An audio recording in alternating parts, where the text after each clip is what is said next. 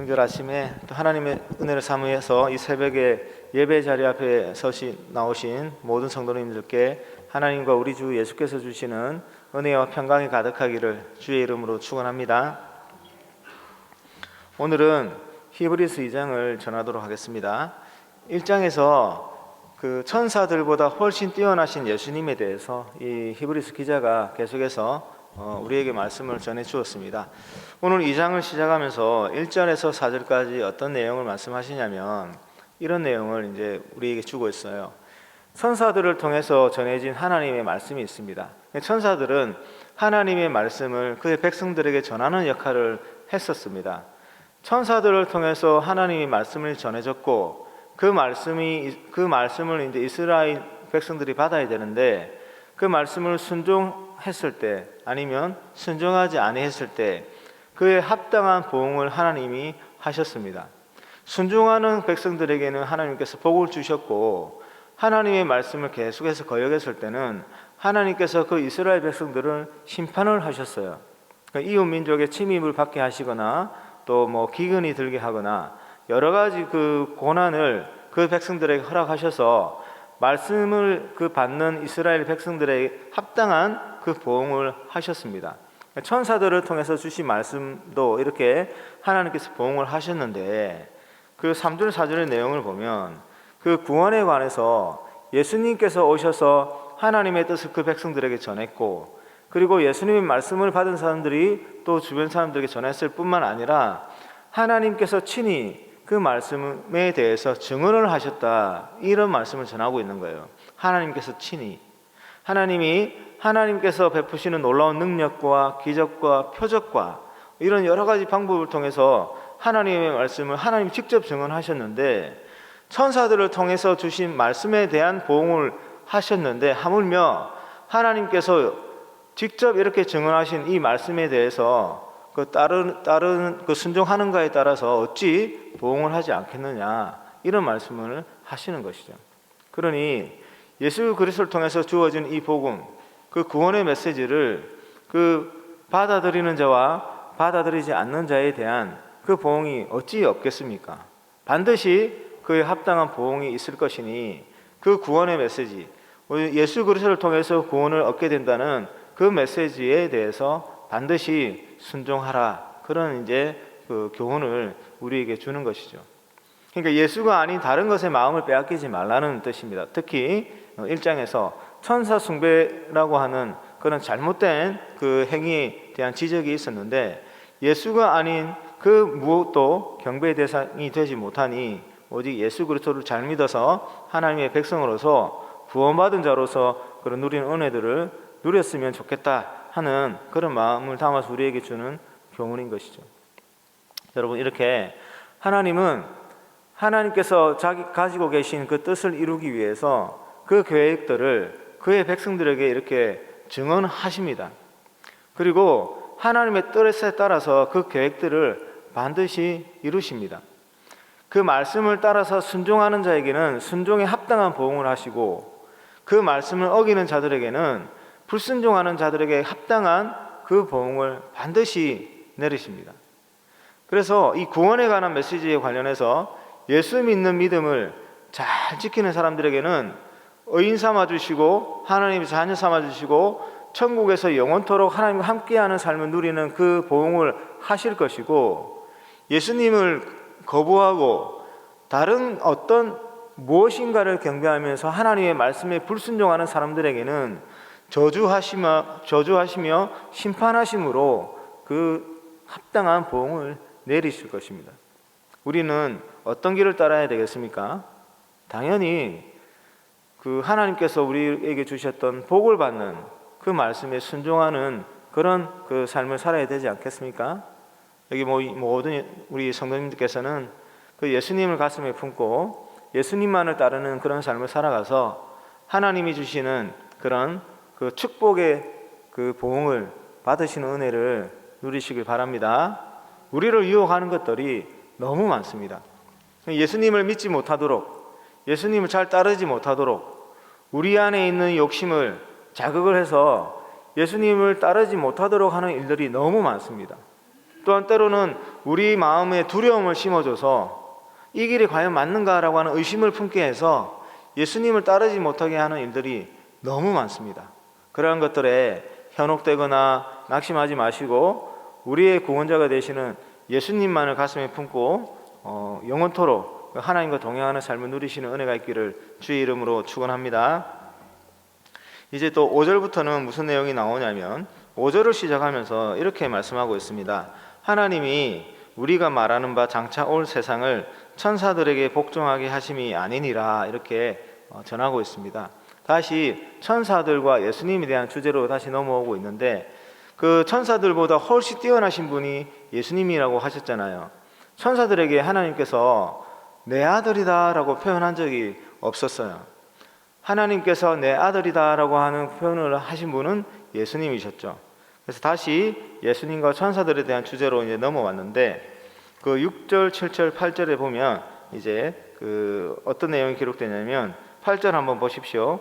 8절에 만물을 그 발 아래에 복종하게 하셨느니라 하였으니 만물로 그에게 복종하게 하셨은즉 복종하지 않은 것이 하나도 없어야 하겠으나 지금 우리가 만물이 아직 그에게 복종하고 있는 것을 보지 못하고 9절입니다. 오직 우리가 천사들보다 잠시 동안 못하게 하심을 입은 자 곧 죽음의 고난 받으심으로 말미암아 영광과 존귀로 관을 쓰신 예수를 보니 이를 행하심은 하나님의 은혜로 말미암아 모든 사람을 위하여 죽음을 맛보려 하심이라. 아멘.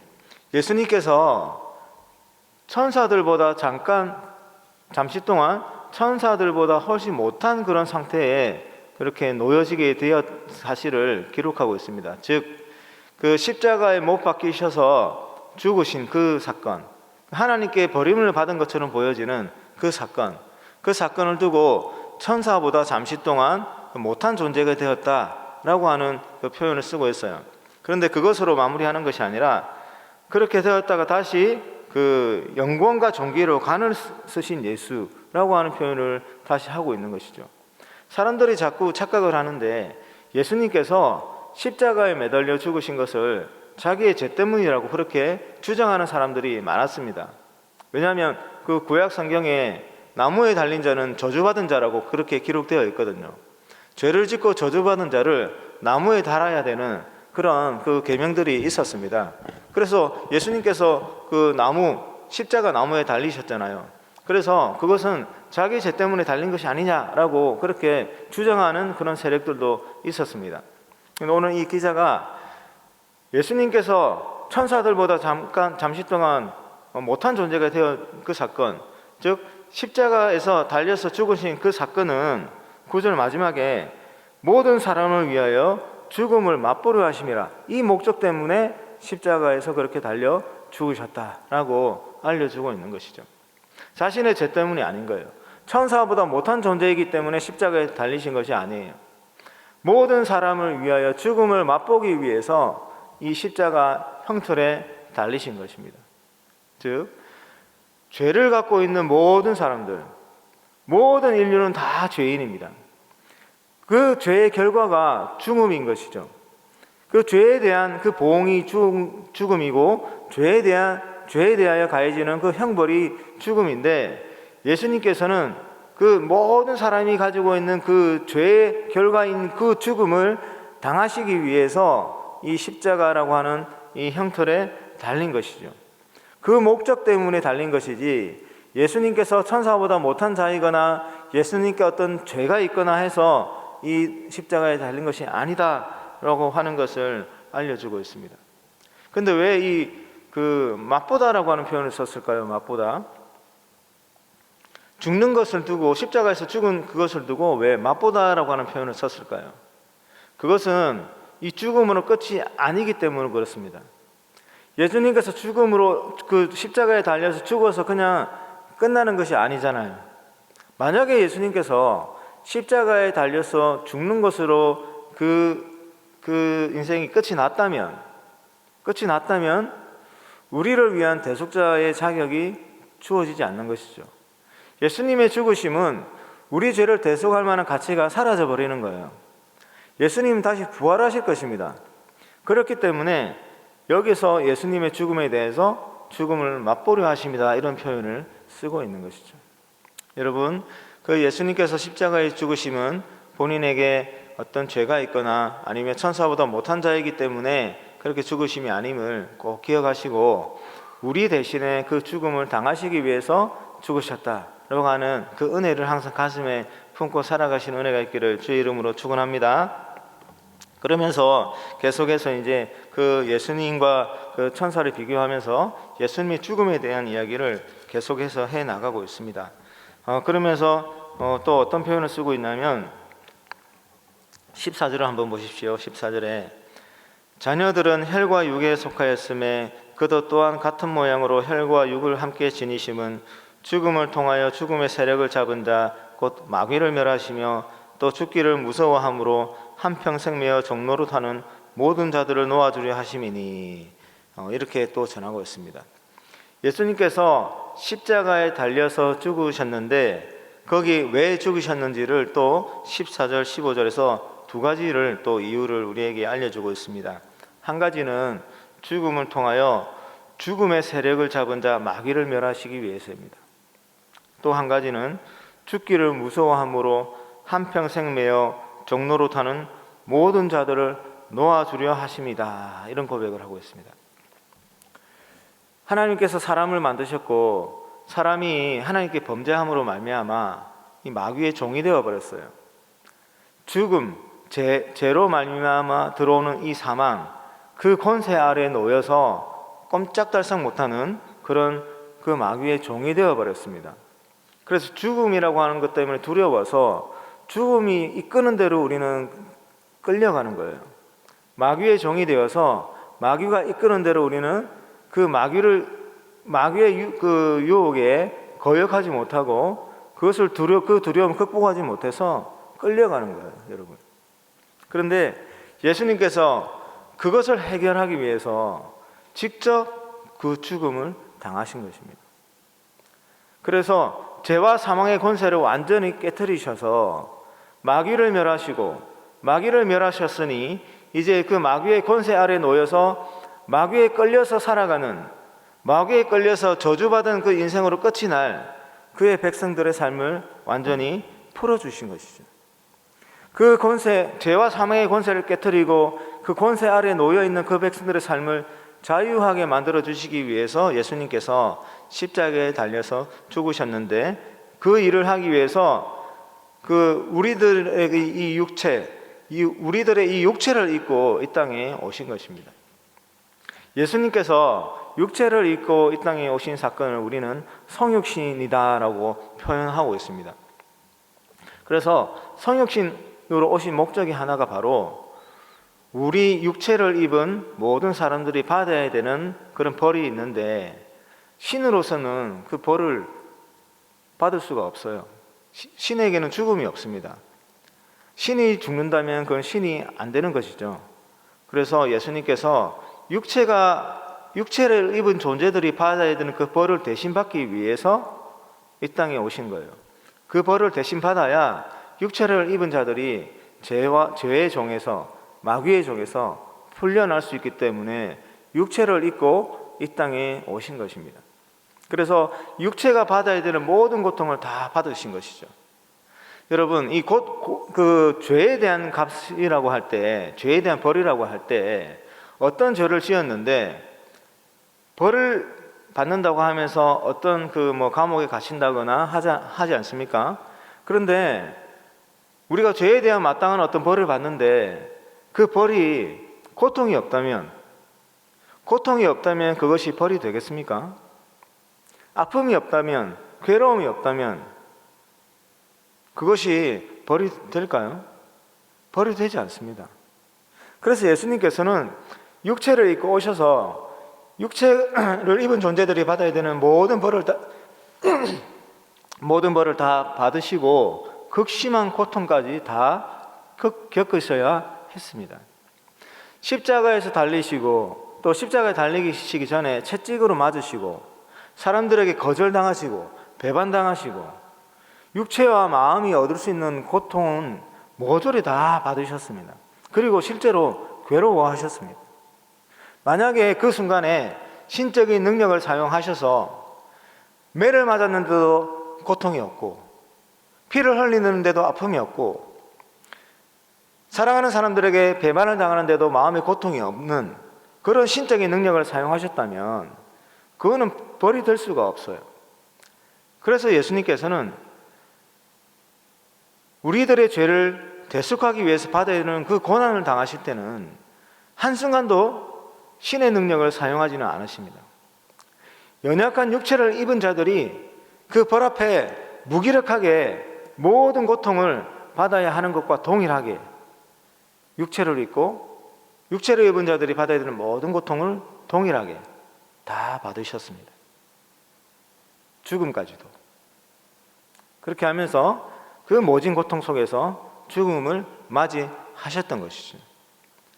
이런 고통을 감수하면서 그 육체를 입고 오신 이유가 바로 우리들을 그 마귀의 종에서, 마귀의 권세에서 풀어주시기 위해서 오셨다는 것입니다. 여러분, 이 은혜를 꼭 가슴에 품으시기 바랍니다. 여러분, 예수님께서 육체를 입고 오셨을 때 우리를 대표하는 인류의 대표로 오셨어요. 그리고 우리가 받아야 되는 그 형벌을 대신 받기 위해서 오셨어요. 우리와 연합하기 위해서 오셨어요. 우리와 연합해서 예수님께 득이 되는 것이 무엇이 있습니까? 우리가 가지고 있는 그 죄를 모두 다 그 예수님 다 짊어지셔야 되는 그런 모진 고통만이 있을 뿐이었는데, 그래도 예수님은 우리의 죄를 대속하기 위해서 육체를 입고 성육신 하시면서 이 땅에 오셨습니다.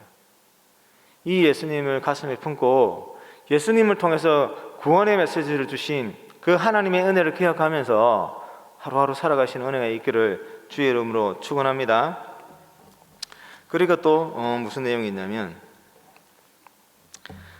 이제 마무리하면서 그 17절을 보시면 범사의 형제들과 같이 되심은 백성의 죄를 속량하려 하십니다 라고 하는 또 메시지를 주고 있죠.